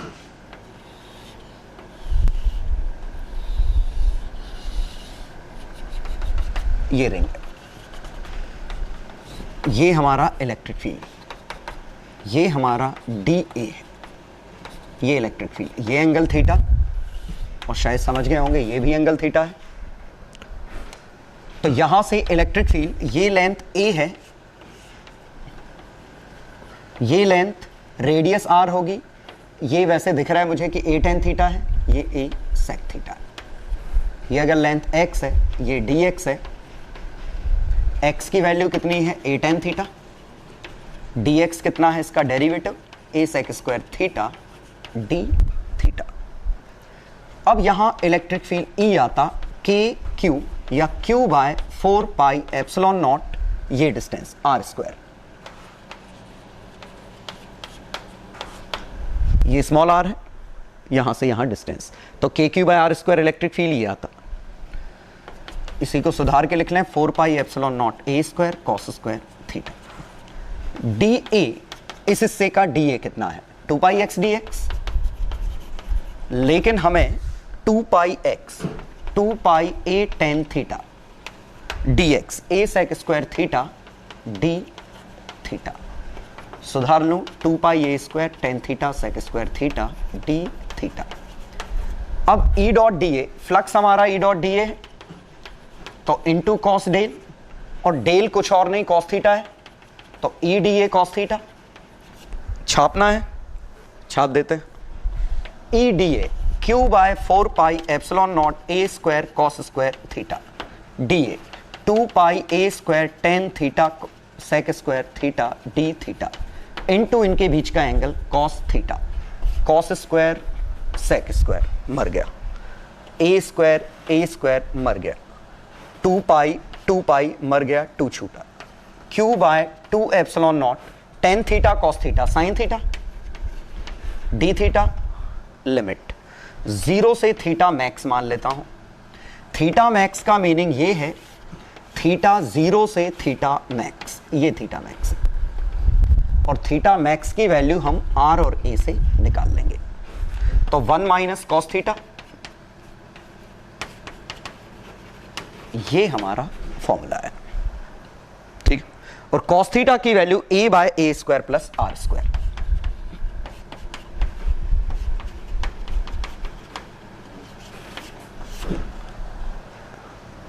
ठीक, तो ये दरअसल हम फ्लक्स के कैलकुलेशन यहां तक सीखे हैं कि मैथमेटिकली फ्लक्स क्या है। तो मैथमेटिकली फ्लक्स क्या है, ई dot D S.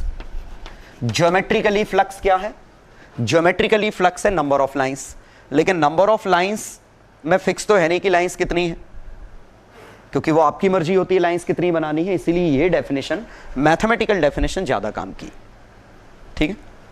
Uniform field में हमने देखा, फिर हमने वेरिएबल फील्ड में देखा। वेरिएबल फील्ड किसी के भी टर्म में हो सकता था, स्मॉल आर के टर्म में, एक्स वाई के टर्म में, ये हमारा डिस्कशन था। सॉरी एक क्वेश्चन रह गया है, चलो एक क्वेश्चन और रह गया, लास्ट क्वेश्चन। ये क्वेश्चन तो पूरा इस पर डिपेंड कर रहा है कि आपको ये रिजल्ट याद है कि नहीं। यहां से स्मॉल आर पे एक लाइन चार्ज की वजह से 2 फील्ड थे, के लैम्डा बाय आर, के लैम्डा बाय आर, याद करिए। अब फ्लक्स इसकी वजह से तो फ्लक्स आएगा नहीं, जो फ्लक्स आएगा इसकी वजह से आएगा। और अगर इसकी फील्ड देखें तो पास में बड़ी थी, दूर जाने पे फील्ड छोटी हो रही थी। ये फील्ड लाइंस कुछ ऐसी थी, तो हमें इंटीग्रेट करना पड़ेगा एलिमेंट लेके, और अंडरस्टूड है एलिमेंट तो इसका रिंग होगा, क्योंकि इस पूरे रिंग पे सिमेट्री है। जैसे यहां निकालते तो के लैम्डा बाय आर, इसका तो आएगा नहीं, तो अच्छी बात है। डीए वेक्टर भी इसी के पैरेलल है, तो फ्लक्स अगर हम निकालते तो ई डॉट डी ए आता K lambda by R, small R पे ये डी आर माना, तो 2 pi R D R into cos 0, integration small R से स्मॉल आर कट गया, K lambda 2 pi D R का इंटीग्रेशन 0 से आर, के लैम्डा 2 पाई आर, के की वैल्यू 1/4 पाई एप्सिलॉन नॉट, तो लैम्डा आर बाय 2 एप्सिलॉन। ये हमारा फ्लक्स निकल के आ गया, ठीक है। तो हमने क्या किया, स्मॉल आर के साथ फील्ड बदल रहा था, तो स्मॉल आर कांस्टेंट पे मैंने लोकस ले लिया एक डिस्क आई, और डिस्क पे आंसर निकाला, तो electric field into DA integrate किया, मजा आया। तो फ्लक्स के कैलकुलेशन थोड़े मुश्किल हैं क्योंकि यहाँ इंटीग्रेशन इन्वॉल्व हो रहा है, हालांकि बहुत ही कम होता है कि डायरेक्ट फ्लक्स के कैलकुलेशन पर से क्वेश्चन है। इसको इंटीग्रेशन के रिवीजन की तरह ट्रीट करिए। और इसमें लास्ट डिस्कशन है electric flux due two point charge.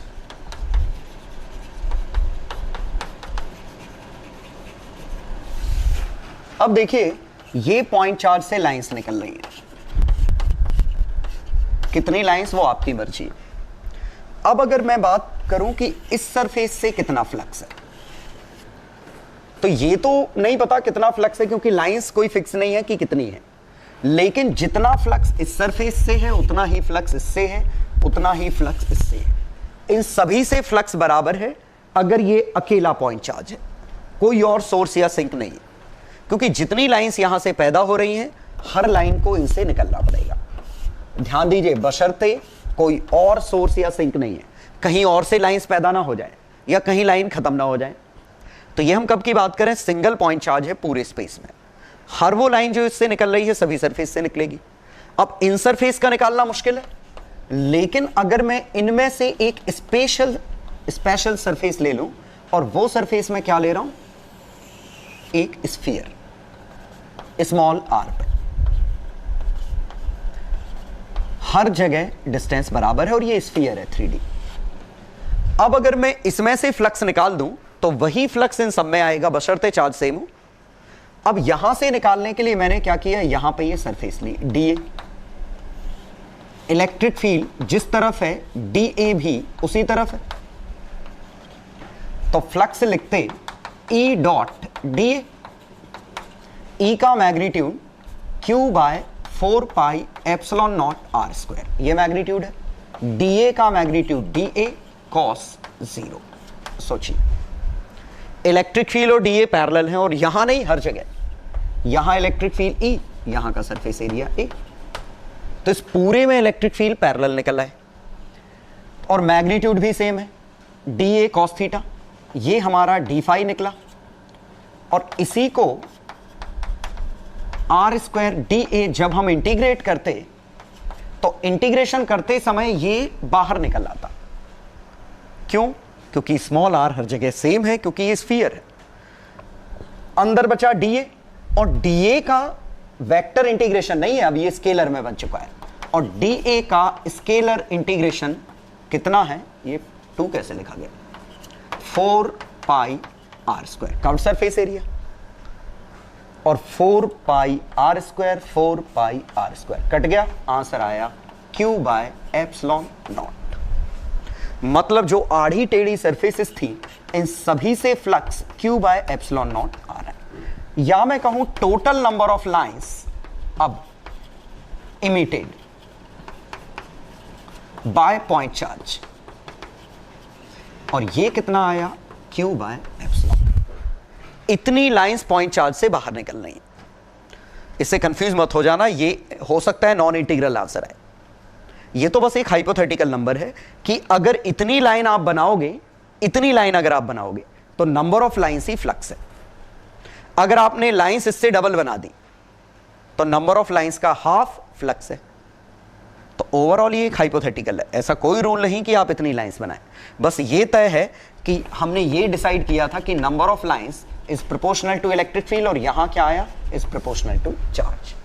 जितना बड़ा चार्ज उतनी ज्यादा नंबर ऑफ लाइंस। अगर वाकई में नंबर ऑफ लाइंस इतनी बनाई है तो लाइंस को गिन लो, वही फ्लक्स है। लेकिन प्रैक्टिकली जरूरी नहीं हम ये बना पाए, हो सकता है ये नॉन इंटीग्रल आ जाए, हो सकता है इतनी बड़ी वैल्यू आ जाए कि हम उतनी बना ही ना पाए लाइन। इसीलिए हम फ्लक्स को नंबर ऑफ लाइंस काउंट करके नहीं निकाल रहे हैं, हम हमेशा फ्लक्स को मैथमेटिकली निकालेंगे ई डॉट डी ए करके। और अब हमें पता चला कि एक पॉइंट चार्ज से कितनी लाइंस पैदा होती हैं, और अगर ये नेगेटिव चार्ज होता तो इतनी ही लाइंस उसके अंदर गिरती हैं। तो ये अब हमें समझ में आया सोर्स और सिंक का मीनिंग। पॉजिटिव चार्ज है, सोर्स है, कितनी लाइंस निकली ये, नेगेटिव चार्ज है सिंक, कितनी लाइंस गिरी, इतनी, उसके चार्ज पे डिपेंड करेगा।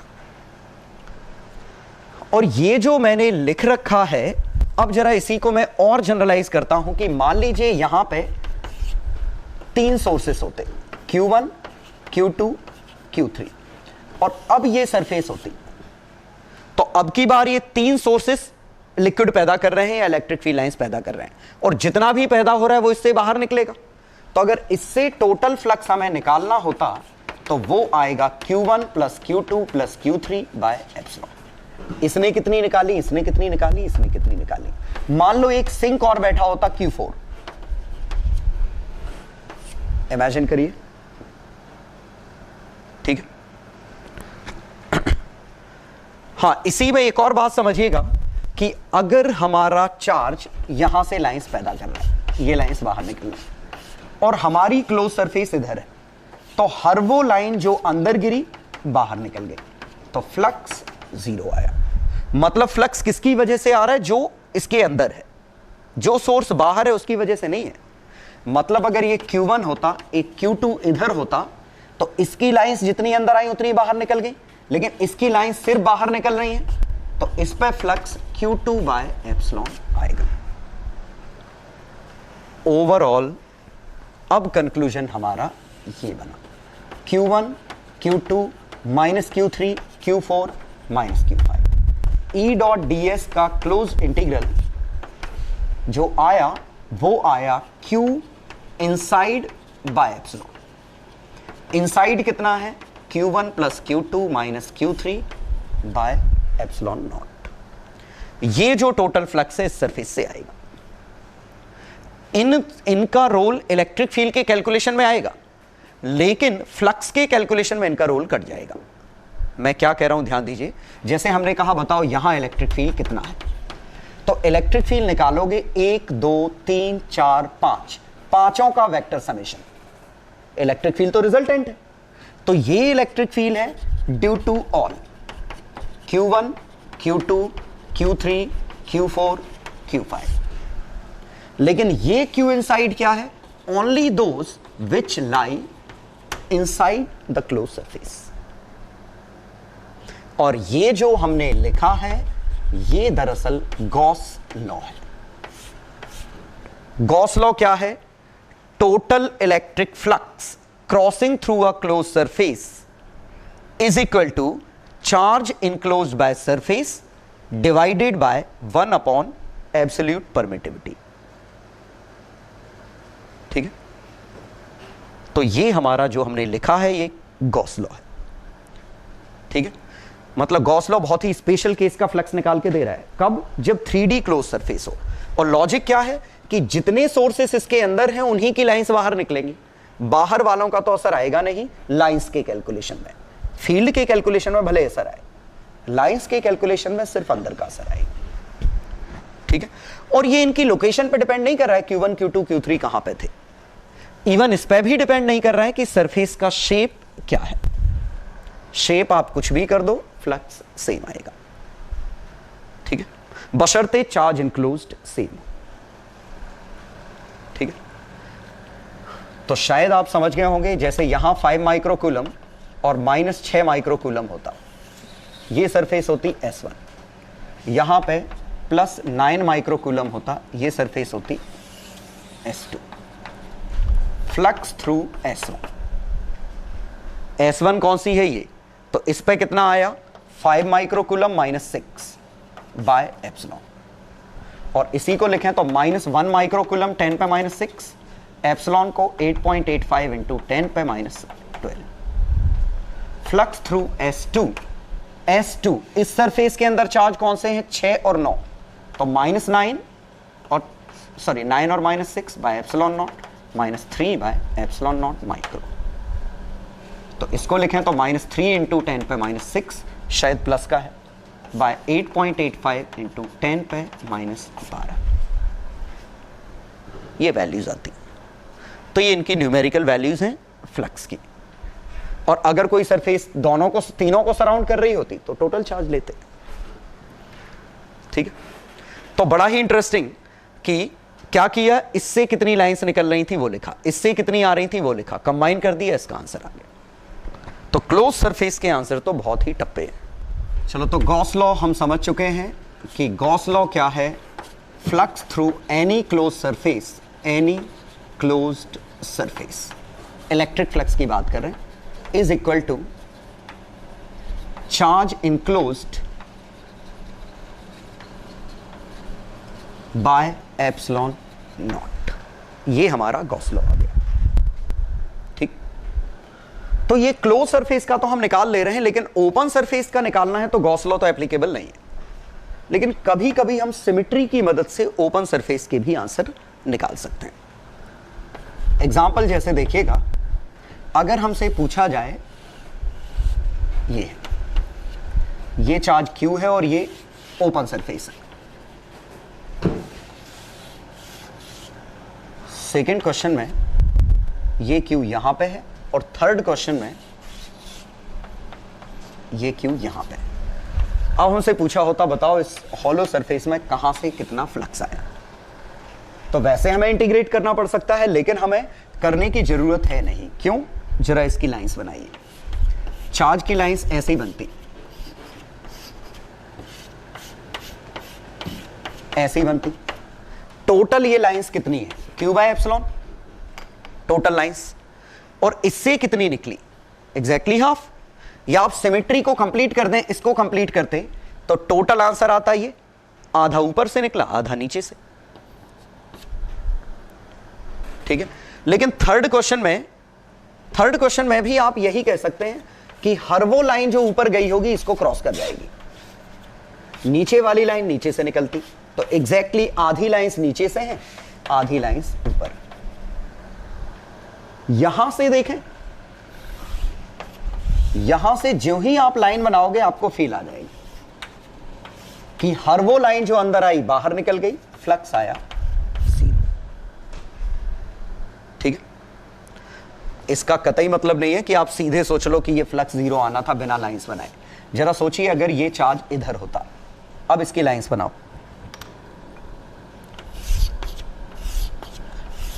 ये बिल्कुल सही है, अंदर आई बाहर निकली, अंदर आई बाहर निकली, अंदर आई बाहर निकली, कट गया। लेकिन जरा यहां देखिए, यहां पे तो हॉलो है, तो फ्लक्स इन तो है, फ्लक्स आउट नहीं है, तो नेट फ्लक्स इन आएगा, इन मतलब नेगेटिव आएगा, ठीक है। जबकि यहां पे क्या हुआ, हर वो लाइन जो अंदर गई बाहर निकल गई, तो यहां पे क्या हुआ, आधी लाइन ऊपर गई, वो सबकी सब उसको क्रॉस कर गई। तो यहां सिमेट्री की मदद से हम आंसर निकाल पा रहे हैं कि कितना फ्लक्स आएगा।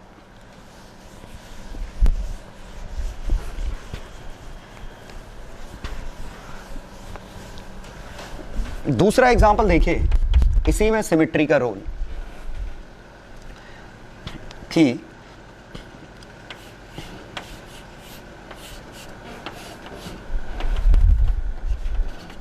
एक चार्ज यहां पे है,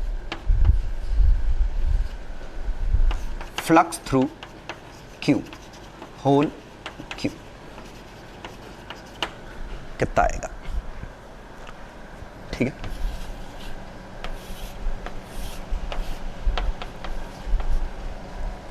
इससे फ्लक्स सिर्फ ऊपर है, ओपन है नीचे। और इसी में मैं एक और एग्जांपल ले लेता हूं,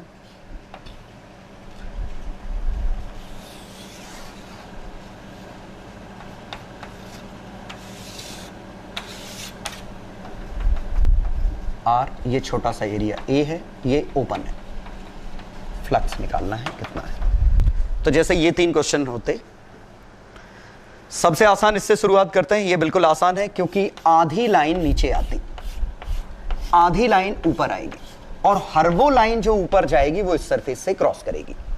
इसका मतलब शेप कुछ भी हो, यहां दिख रहा है कि आधी लाइंस ऊपर गई और वो इससे क्रॉस करी, तो Q/2 एप्सिलॉन नॉट। ये और भी इंटरेस्टिंग है कि ये चार्ज Q से इसका आंसर मैं कह रहा हूं Q/8 एप्सिलॉन आएगा, कि इसका आंसर Q/8 एप्सिलॉन। कैसे, इसको कंप्लीट करिए। तो ये क्यूब हमारा इधर रखा था, ये ऑक्टेंट कंप्लीट करिए, एक्स वाई चार्ज क्यू इधर है। अब जरा सोचिए, इस चार्ज क्यू से आधी लाइन ऊपर जाती, आधी लाइन नीचे जाती, उन नीचे जाने वाली आधी लाइन में भी 1/4 इस क्यूब से पास होगी। इमेजिन करिए इसकी लाइंस बना के, ये लाइंस ऐसे है, ये, और इससे टोटल जो स्पेस में निकल रही है उस स्पेस में ऐसे 4 ऑक्टेंट ऐसे 4 ऊपर 8 बनते, 1/8 इसमें से क्रॉस हो रहा है। मैं इसको ऐसे फील करता हूं, अगर आपको नहीं आ रहा समझ में, ऐसे। इसका टॉप व्यू देखें तो चार्ज ऐसा है और हम इसकी बात कर रहे हैं। तो इस चार्ज से कुछ लाइंस हमारी तरफ निकली, आधी लाइंस, वो तो इसमें से क्रॉस करेंगे नहीं, आधी नीचे गई, उनका 1/4 पार्ट इसमें से क्रॉस करेगा, तो आधे का 1/4, तो Q/8 एप्सिलॉन। तो आपको कुछ इस तरह सोचना है।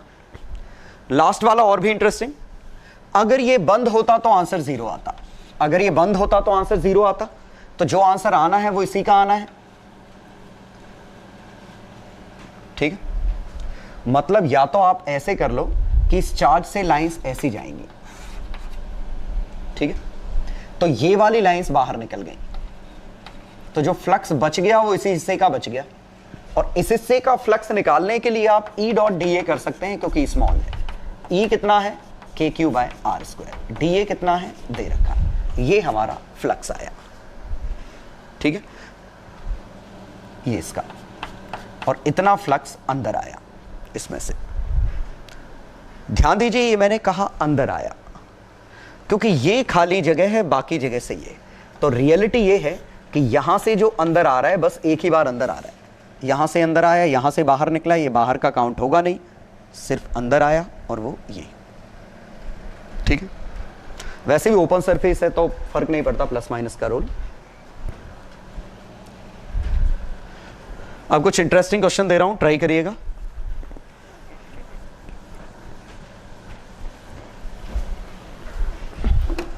क्वेश्चन 1,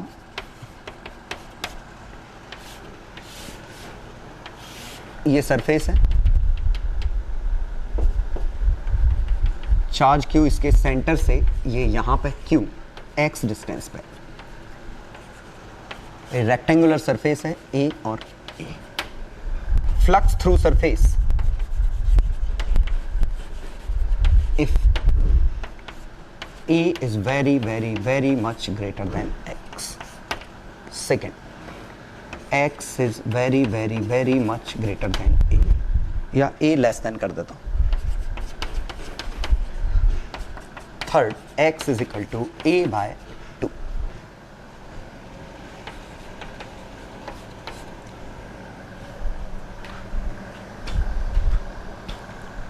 क्वेश्चन 2,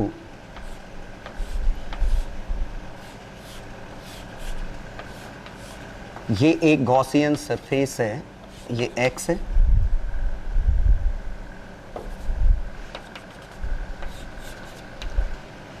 ये y, ये z, ये लेंथ a,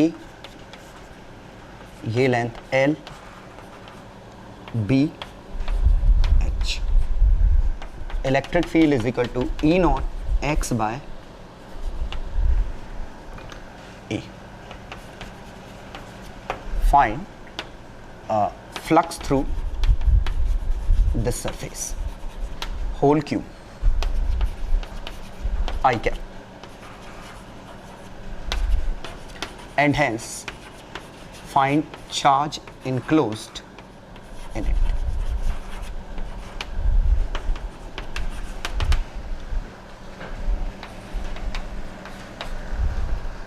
हाँ, तो चलिए 3 क्वेश्चन है। पहले क्वेश्चन में ये सरफेस है, रेक्टेंगुलर सरफेस है और x डिस्टेंस पे चार्ज रखा है, a काफ़ी बड़ा है x के मुकाबले, मतलब चार्ज काफ़ी क्लोज रखा है, यह शीट इन्फिनिटी है। दूसरे में शीट काफ़ी छोटी है x के मुकाबले, तीसरे में x a/2 है। क्वेश्चन नंबर 2 में electric field E naught x a x by a I cap है, वेरिएबल है, क्लोज्ड क्यूब है, क्यूब से फ्लक्स निकालना है। अंडरस्टूड है कुछ ना कुछ फ्लक्स आएगा क्योंकि लाइंस कम अंदर आ रही हैं, बाहर ज़्यादा निकल रही हैं, और using Gauss law find charge enclosed in it. Third question में ये एक स्फीयर है और ये एक लाइन चार्ज है इसके अंदर फंसी हुई है। अब आपको निकालना है फ्लक्स थ्रू द स्फीयर, ठीक है, गॉस लॉ यूज करना है रफली सभी में और सॉल्व करें। पहला ही क्वेश्चन वैसे सबसे इंटरेस्टिंग है इसमें, क्योंकि इसका पहला पार्ट तो बिल्कुल आसान है। अगर a काफ़ी बड़ा है, a काफ़ी बड़ा है मतलब ये शीट इन्फिनिटी और चार्ज इधर रखा था, ये इन्फिनिटी है, तो चार्ज से निकलने वाली जो लाइन नीचे जाएंगी वो गारंटीड शीट को कहीं ना कहीं काटेंगी जरूर, क्योंकि शीट खत्म ही नहीं हो रही, और हर वो लाइन जो ऊपर जाएगी वो शीट के बाहर निकल जाएगी, तो एग्जैक्टली आधी लाइंस इस शीट से क्रॉस कर जाएंगी। इमेजिन करिए कि ये बोर्ड एक शीट है, ये एक पॉइंट चार्ज है, इस पॉइंट चार्ज से आधी लाइन हमारी तरफ निकली, आधी लाइन नीचे निकली, और अगर ये बोर्ड इन्फिनिटी है तो हर वो लाइन जो नीचे निकलेगी बोर्ड को काटेगी। तो पहले पार्ट का आंसर ए काफी बड़ा है x, तो फ्लक्स जस्ट आधा, जितना टोटल था उसका आधा फ्लक्स इससे निकल आएगा। चलो क्वेश्चन 2, सेकेंड पार्ट इसमें क्या है? सेकेंड पार्ट थोड़ा आसान था, x काफी बड़ा है और ये काफी छोटा है, तो ये कुछ ऐसा बनेगा। तो यहां से आने वाली इलेक्ट्रिक फील्ड रफली लाइंस पैरेलल होंगी और इलेक्ट्रिक फील्ड कांस्टेंट भी होगी, कितनी? kq/x²। डिस्टेंस कितना है? a, तो पैरेलल भी है, तो सीधे फ्लक्स का calculation E into D A, E कितना है K Q by X square, D A कितना है ए स्क्वायर, ये फ्लक्स आ गया। के को 1/4 पाई एप्सिलॉन नॉट छाप लेना। चलो थर्ड क्वेश्चन लेकिन फाइनाइट है, थर्ड क्वेश्चन में फाइनाइट है और ये बहुत ही स्पेशल क्वेश्चन। क्यों? क्योंकि ये ऐसे तो सॉल्व ही नहीं होगा और इंटीग्रेशन करना पड़ेगा, और इंटीग्रेशन ये भी हमसे होता नहीं है क्योंकि सर्कुलर वर्कुलर तो है नहीं कि हम इंटीग्रेशन कर लें, रेक्टेंगुलर है। तो ये हम ऐसे नहीं कर सकते, लेकिन एक हमारे पास जुगाड़ जरूर है। देखिएगा ये a और ये a/2 दे रखा है। अगर मैं a और a का क्यूब कंप्लीट कर दूं, वो क्यूब कंप्लीट कर रहा हूं जिसमें हर डायमेंशन a थी, और ये मिड पॉइंट पे रखा है a/2 पे, इसका मतलब ये क्यूब के सेंटर पे रखा है, और कंप्लीट क्यूब से आंसर q बाय एप्सिलॉन आता। तो एक किसी फेस से because of symmetry q by epsilon का 1/6। मतलब जुगाड़ क्या थी कि दरअसल ये इसके a/2 डिस्टेंस ऊपर रखा हुआ था, तो हर वो लाइन जो इधर गई इधर गई इधर गई इधर गई इधर गई बराबर थी, तो इससे आंसर टोटल का 1/6 आ गया। ठीक है। क्वेश्चन 2, क्वेश्चन 2 में इलेक्ट्रिक फील्ड आई कैप में ही है। आई कैप में है तो इन चारों सरफेस का तो रोल ही नहीं रहा। इससे लाइंस अंदर आई, इससे लाइंस बाहर निकली, और इस पूरे सरफेस पे एक्स कोऑर्डिनेट की वैल्यू कितनी है a, तो इस पे इलेक्ट्रिक फील्ड आ गया E नॉट। इस पे कितना है E nought into a plus L, ये इसका इलेक्ट्रिक फील्ड है क्योंकि x की value a plus L, x की वैल्यू a। तो flux out E nought into a plus L by a into इसका एरिया कितना है BH।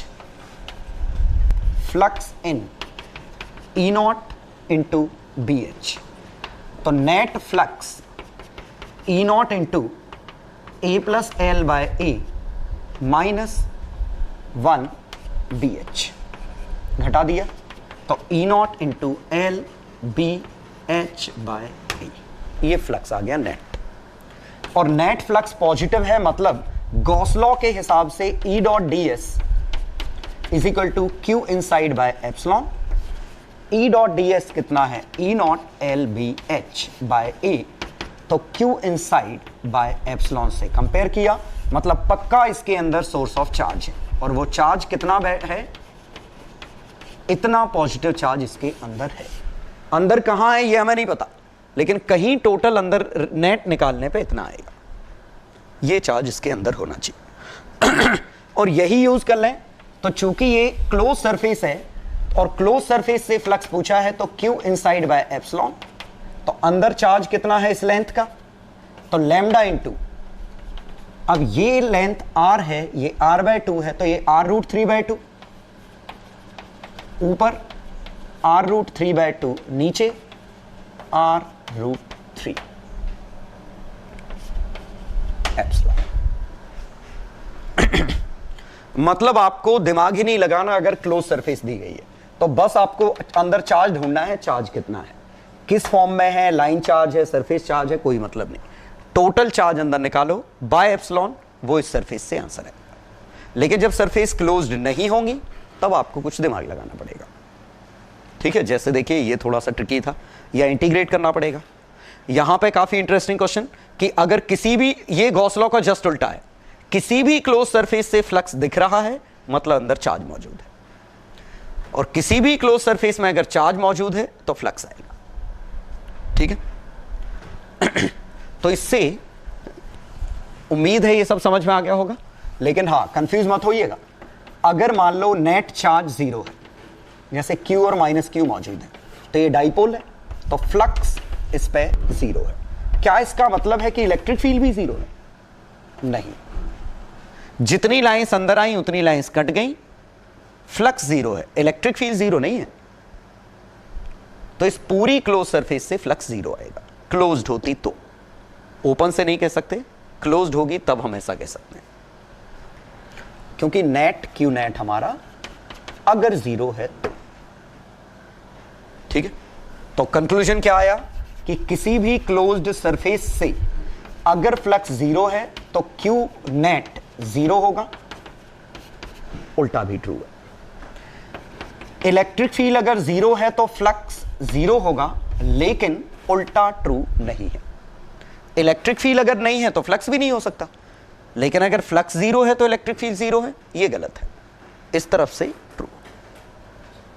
तो बाकी ये हमने सब क्यों निकाला, तो ये एप्लीकेशन ऑफ गॉस लॉ में डिस्कस करेंगे सेकंड पार्ट में। लेकिन गॉस लॉ अपने आप में ही गंदा पार्ट है, तो प्लीज इसको अगर कहीं दिक्कत आ रही है फिर से देखिए, थ्योरी पढ़िए, किसी बुक से, अच्छी बुक से थ्योरी पढ़िए, तो आपको और अच्छे से फील आएगा। ठीक है, बाकी जब आप एप्लीकेशन करोगे तो आपको कॉन्फिडेंस आने लगेगा कि हाँ ये कुछ हम अच्छी चीज पढ़ रहे थे।